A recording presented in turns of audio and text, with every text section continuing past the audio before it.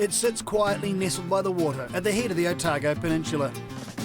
Once the capital of New Zealand, still proudly the pride of the South. It's a place treasured for a quiet, laid-back lifestyle and an easy way of life.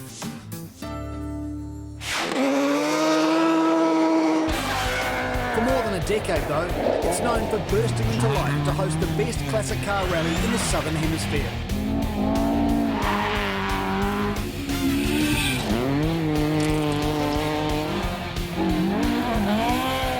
Welcome to the Stadium Cars Sanyong International Classic Rally. It's an event that has regularly attracted top international rally drivers, and 2014 is no exception. But New Zealand has a rising star of its own in the World Rally Championship, Hayden Paddon, and he's here once again. There you go. Oh, if anything, there's no pressure here. It's just come here and enjoy the pureness of the driving, especially in a classic car like the BDA. Lots of sideways, lots of fun, and you know, we haven't done a rally in 6 months, so this is a good way to blow out the cobwebs and get ready for when we head back to Europe. The competition is hot this year. 94 world champion Didier Auriol is here with countryman Dennis Girardet. I have a very good memory of some years ago. I really like the country, I like the people, and I like the road too, so I am here. 4 times Australian rally champion is back. Neal Bates won the event last year at his first attempt, despite the sceptics thinking it's impossible. Obviously we had a dream run last year and we were able to win it, and you know, we've come back this year, and obviously some very, very stiff competition, and you know, you've got obviously you know, I believe the person to beat will be Hayden Paddon. Hayden Paddon is not the only Kiwi out to win this event. Triple Classic winner Derek Asen is keen to notch up another victory. No one's ever got 4, it's only like Pasi and myself have got 3. But look, at the end of the day, a podium would be great, but we're just here to have a good time, and yeah, we'll see how it goes. Dean Buist is a last-minute starter after his escort came free from an overseas lease. He's hoping for a good finish, despite the calibre of drivers around him. I'd like to get into the top 3, but time will tell. Seems to be another 6 or 7 people that want to do the same thing. Yeah, and they should all be like Marcus and Regan and Derek. You know, I think, and myself, we should all be similar pace. You know, Derek goes, as said last year, it went really well, but hey, you got to have a clean run and try your hardest. And trying his hardest will be 2012 winner Marcus van Klink in the Group B Mazda RX-7. He and Dave Neal are contending the national championship, so they need to be conscious of the bigger picture. That's much my co-driver. So, oh look, we've always got that in the back of the minds. If we go up and we're getting absolute smoking, I suppose, then we might just back off a wee bit and ensure we finish for the championship, because there's a long championship. But you know, as far as tomorrow goes, we're here to try and go as good as we can in the rally. And it's a rally where passion comes not just from the drivers. Part of it is the fact that we just love the sport, and we just like helping guys come up through the ranks. You know, we've helped Hayden come through, and we're helping Dave Holder come through. So we get a lot of just enjoyment out of that. Yeah, sure. I mean, there's a sort of a commercial aspect from that side of things. You can't really measure it. It's just, yeah, one of those things that you just put there, and yeah, we just do it really more because we love it. Following tradition, the rally begins next morning outside the Scenic Hotel in downtown Dunedin. Paddon has blistering pace out of the blocks. 6 seconds quicker than the Australian. Less than a second separates third and fourth. Asen with the upper hand over Buist early on, but an impressive start for Buist and co-driver Andrew Ballman, who didn't do recce and are driving off the standard pace notes available. To 6 left 30, to a long 5 right 120. Van Klink displaces the Kiwis through special stage 2 near Milton. The road to Lawrence reward him with third. I guess it was pretty fast out there, but hey, we're going all right. So, you know, we're there or thereabouts, bit off the pace in the top 3, but no, really enjoying it. So it's very fast. So, hey, tomorrow will suit us a bit better, but we're giving it a good shot. Regan Ross also shows his colours, slotting in behind Van Klink. Yeah, seriously fast, serious commitment. There's some strange lines on the road, so I think everyone's having a bit of fun. Intercom problems haven't stopped Hayden Paddon and Malcolm Reid from enjoying themselves. A bit of fun through here. The intercom wasn't really working so well, so Malcolm was having to shout, and yeah, just made it a bit more interesting. Then flat west, Into caution, right 4. As he suspected, Neal Bates had met his match. Rarely since building the Celica RA40 have the 4 times Australian Rally champions been beaten in stage, but this Kiwi seemingly has wings. Yeah, look, all good. Hayden's given us a driving lesson, but that's what I expected, so apart from that, all good. Didier Auriol and Dennis Giraudet are 7th after the first 2 stages. The escort provided by Rossendale Wines is not yet set up the way the Frenchman would like, but in his understated way, Auriol is staying in touch with the fast field. It's not easy. Okay, but everything was fine. The car fine. Everything fine. For Padden, this is a very different experience to competing at the WRC level. Yeah, it feels quite slow when you come back. There's a lot of fun. You're going a lot more sideways, but the speed's a lot slower. So I guess being in faster cars over time trains your mind to react a little quicker. And then when you come back to a car like this all seems like in slow motion. So. But you know, we haven't done a rally in 6 months. This is a great chance to blow the cobwebs out before we head back to Europe, and yeah, enjoying every minute of it. Neal Bates is pragmatic about the leaderboard positions. For Hayden to be in the WRC, he's got to beat the old guy from Australia, doesn't he? But look, I'm very happy with the way it's going. We're going really well, and I'm probably closer than what I thought, so very happy. No change in the top positions through special stages 3 or 4. Padden 10 seconds clear of Bates, and Regan Ross closes the gap to finish just 12 behind the Australian. Into right 4, stay in. Manuka is 50 kilometres in length and a test for driver and machine. Immediate right 3.5 narrow. Into right 4, left 4. Barry Varco had been travelling top 10 through the opening stages, but is towed into service early with a fuel pump failure. Are they, yours is an outside one, not in the tank? No, it's not in the tank. So what's his name? What do the Subarus have? In the tank. Are they? In the tank. So it's Mitzi's, yeah. Jensen might have one. Anyone who's modified something would have one. Yeah. A rogue stone hitting a brake bleed nipple also brings Alan Murphy in early. But this is more about ticking off the bucket list in his brand new Group 4 BDA Escort. I heard about it 15 years ago when my wife brought me down for my birthday to stay down, and we stayed at Lana Castle and watched the Otago Classic 15 years ago, and have been back 4 or 5 times since, so, and keep coming back for more. Cairn Road is another 23 kilometres right on the back of Special Stage 3. Van Klink cements himself in behind Regan Ross once again. No change in the top 4 order. Dean Buist is lucky to survive a moment of distraction. To a long 7 left, opens over bridge. 180. Oh, it's obviously gone on the side of the road, telling you to go faster, so you try a bit harder and, yeah, maybe too hard. What happened? Explain what happened when you went through there. Well, we just sort of come into the corner a bit hot, and then it sort of cut in for some reason, and then I missed a gear and ended up dragged down the bank a bit, and then up again and away, you know. It was fine, but, you know, not ideal. Didier Auriol and Dennis Giraudet's times are consistently 7th fastest amidst some serious competition.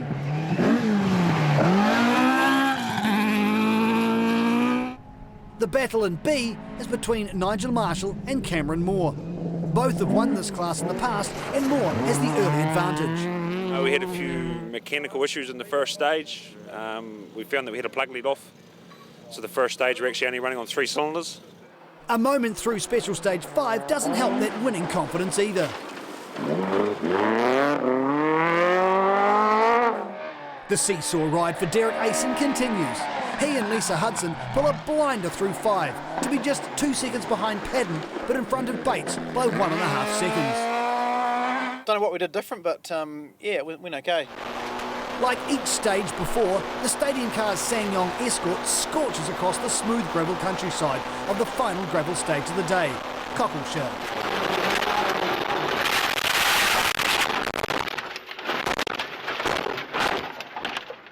We're having a bit of fun today, obviously, and just a bit ambitious with the pace note over this crest. Basically, I thought this corner was a bit further after the crest and come up over there flat, and obviously the corner come a lot sooner than we thought, so we've just gone wide into the ditch here and just got bent the left front there quite a bit. But hey, it's just one of those things. It's part of rallying, and still got a smile on the face. Love today, and you know, we'll try and get it fixed tonight, but we're not quite sure yet. Neal Bates takes over the #1 spot in stage and the rally. teams head for Dunedin and the final competitive stages. The popular city stage on tarmac is all Burt Murray's. Driving the ex-Neal Allport Championship winning car from a bygone era, Murray blasts around the streets of Dunedin's industrial foreshore, delighting the crowds. Tomorrow will be a new day for everyone, but for now, the main freight Mazda grabs the limelight. On top at the end of the day, though, is Neal Bates, nearly a minute clear of Regan Ross. Showing what consistency brings is Marcus van Klink, while Derek Asen reaps fourth outright after his stellar effort in Special Stage 5. Dean Buist is in a handy position, 8 seconds behind. Didier Auriol and Dennis Girardet are just outside the fastest 5, but the Frenchmen are coming to terms with the unfamiliar car. Tomorrow is another day.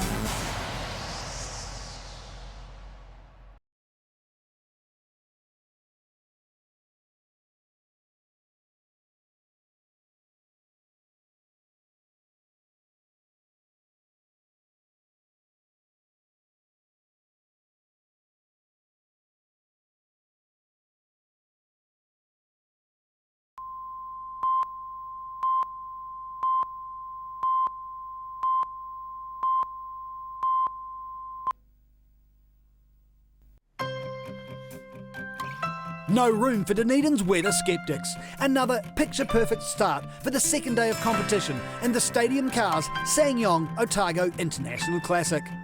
Yeah, okay, for me what I can feel, it was a very nice day. The road was very good, the public was very nice, very kind. I mean, it's only me was not so fast for different reasons, but I can say the roads are very, very nice to drive, maybe some stage a little bit too fast, but anyway, it's a part of the race. The country is so nice, so we are still enjoy to be here. Even without Hayden Padden, there are still a handful of quality drivers ahead of the Frenchman. Regan Ross, the best of the Kiwis, hoping to claw back Neal Bates' lead. Different stages today, so after the first couple I guess we'll see how it's all sitting and who's doing what really, but we're just loving it. It's great fun with these guys and the classic cars are great. Cameron Moore will be looking for a clean run today if he's to take out the B-class honours. No, we're going pretty good. We got up to 9th in classics and we were leading our class, but we had a spin in stage 5 and a little tight downhill section, just a slow speed spin, and had to drive back up the road to find somewhere wide enough to turn around. So I think that cost us 30 odd seconds, but we've got to get back on it today. John Mather has the small Class A category under control. His Datsun 1200 has been around the Otago Classic for a decade. It was built in 89 or 90. I think it's Kerry Stevens and Timaru. And it's been, it's on 3/4 of its way through its second logbook, and it's done Otago God knows how many times with John Campbell. I bought it off him. Yeah. We just set it on autopilot and it goes. It knows the roads. Just point and squirt, It's Curdy Bush is an infamous stage, and even though the Otago Classic route can change from year to year, this stage is always part of the action. Whether it's the fast, smooth, blind crests or the impressive view out to the ocean, one thing's for sure, it's a revered piece of rally real estate. Bates is quick. It's now the second time he's raced this road, and he wastes no time getting into the groove. Into left 6. Right 5.5, stay in, left 5.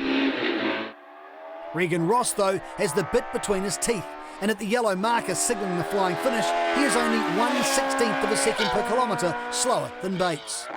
Oh, it's a fantastic stage, it is a great stage. And we were going good, we were trying pretty hard, and but it was just working, it was flowing really good, and just misheard a note really, and I thought it was a 7, and it's like a cautioned long 5, and I've got my notes, and way too fast for the corner, we weren't getting around it. Basically lost the rear at that point, and then I was trying to give you as much room on the inside and the outside because I knew we were going too quick, and at one point I thought we were going to roll, and then managed to sort of whip the handbrake on and pirouette around, and we were pointing back straight down the road, and I thought we had it, but the wheel had parted ways by that point and couldn't avoid hitting the one tree along that fence line really, so Derek Asen fails to capitalise as well. His Nissan-powered Escort with a plug lead off. 3 cylinders, off the start line. Curry Bush, my favourite stage. Seriously, 3 cylinders. So we just plodded on. I think we lost about 30 seconds through there, so it was frustrating, but that's how it goes. Keep right Through special stage 10, Aisen hits back with a win and a new stage record by just 0.9 over Dean Buist. But with consistency eluding Aisen, Marcus van Klink has moved into second outright. Although rarely better than fourth each stage, he and Dave Neal have been consistent, and that counts. Nikita Gibson and Nick Lawton prove how diverse the sport of rallying can be. Oh, going fast in the car is pretty fun, yeah. At 13 and 14 respectively, the school kids are sitting alongside their parents, gaining first-hand experience about car control, and they're doing it in the right circumstances. Well, we're on a closed road and the car is built for this sort of stuff. It's not just a normal road car. What are the kinds of things that are important in the car to make it safe? The roll cage, the seats, the seat belts, helmets, intercoms so you can talk to each other. There's a whole lot of safety things. Fire extinguishers, first aid kits, everything. The experience is not lost on his father, Mark. He's doing a fantastic job. It is a big learning curve, but he's doing well, and we're having fun. Father-son moment. Nikita is in her second Otago Classic with her stepdad, Tony Johnston, and this year she has a more difficult task. I'm doing notes, but they're simplified, and it's definitely different, and it keeps me busy, but it's still a lot of fun. Her mum Heather is co-driving alongside Deb Kibble, and the all-girl rally crew is making inroads into the top 10, despite a less than perfect start to the day. I'm hoping to get into it better these next stages. I was a bit of a blouse on the first two stages today. Nothing wrong with the car. Becomes very long right, 4.5. Narrow. Waiporti Gorge and Terrace Range total more than 53 kilometres before the final service of the day. It's a game changer. First, Van Klink moves up a gear and takes the 13-kilometre stage by 5 seconds from Bates.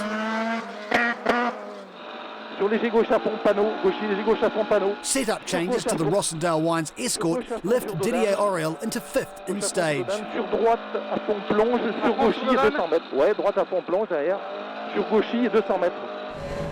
Victory in B-Class looks promising for Cameron Moore. With Marshall sidelined last stage due to mechanical dramas, Moore is in the box seat.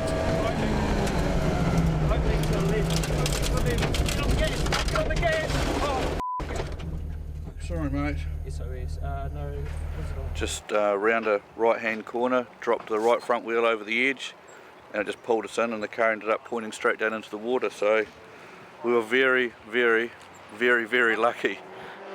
Lucky.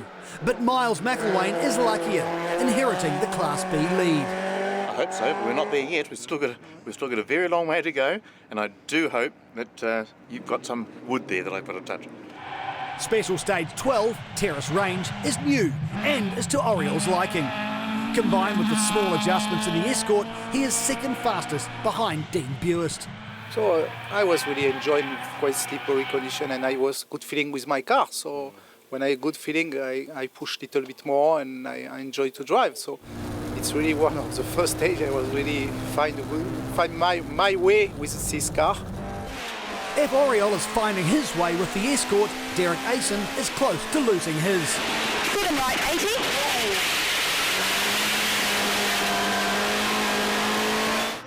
Sadly for Marcus van Klink, his run of consistency fades to the dying stages of 12. And 30, 4 right minus.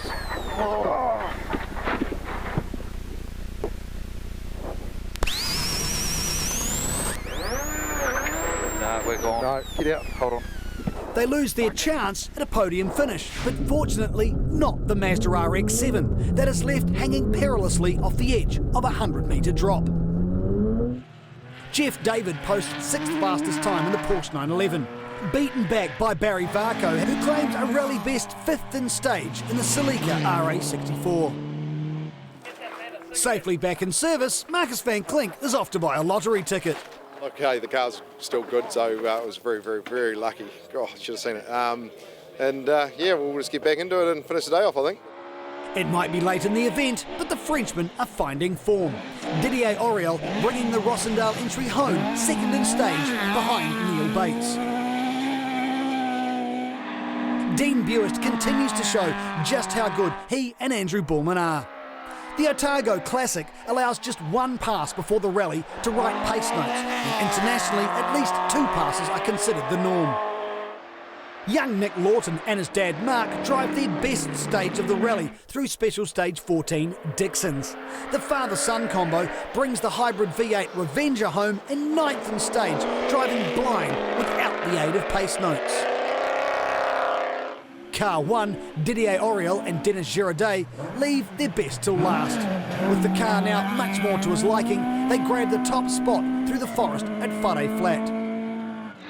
But they haven't been able to match the speed of Bates and Taylor. Into left 5. Yeah, we've had an absolute ball, Hayden was quicker than us on day 1, but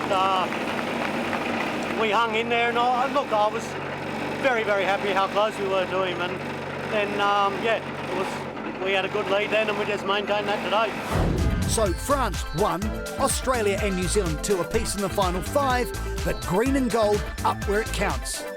But then, at the Stadium Cars Ssangyong Otago International Classic Rally, everyone's a winner. And what better place to celebrate winning than outside the historic railway station in Dunedin for the ceremonial finish.